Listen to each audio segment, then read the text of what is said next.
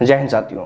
Corona पाबंदियों के चलते भारतीय सेना में 2 साल से अधिक समय से भर्ती प्रक्रियाओं पर रोक लगी हुई है, जिसके चलते अब सेना में जवानों की कमी महसूस की जाने लगी है।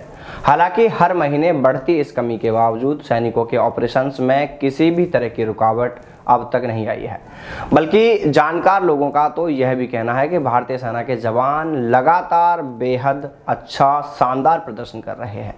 सेना में फिलहाल अधिकारी रैंक के कैडर से नीचे के कर्मियों में लगभग 1,20,000 सैनिकों की कमी है और हर महीने कम से कम 5,000 जवानों की दर से यह कमी लगातार बढ़ रही है।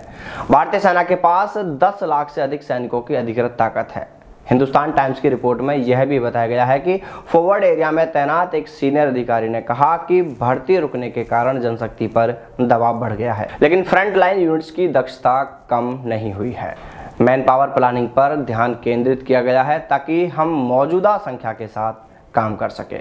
वहीं युवाओं के लिए परेशान करने वाली बात यह भी है कि कोरोना स्थिति स्थिर और सामान्य होने के बावजूद भी सरकार ने भर्ती पर से अभी तक रोक वापस नहीं ली है।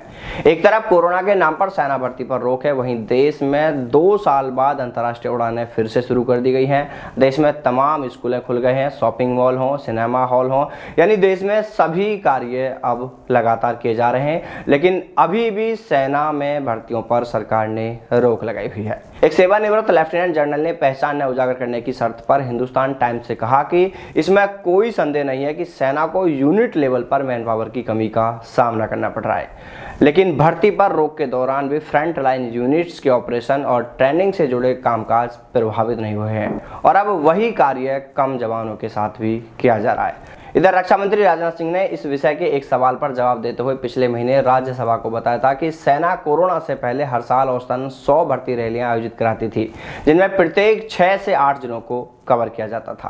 कोविड के आने से पहले सेना ने 2019-20 में 80,572 और 2018-19 में 53,431 जवानों की भर्ती की थी।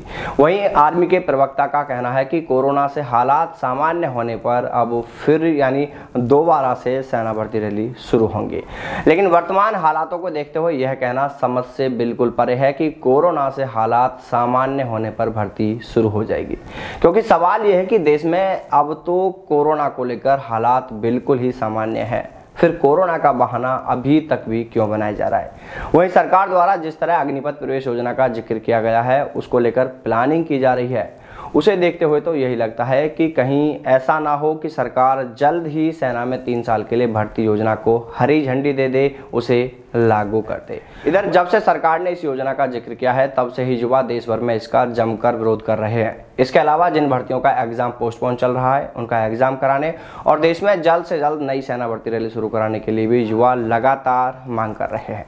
इसके लिए पहले दिल्ली और अब बिहार के सीतामढ़ी जिले में युवाओं द्वारा धरना प्रदर्शन किया गया। तो चलिए साथी, फिर मिलते हैं सेना भर्ती से जुड़ी किसी नई अपडेट के साथ। तब तक सावधान रहें, दलालों से दूर रहें, अपना और अपनों का ख्याल रखें।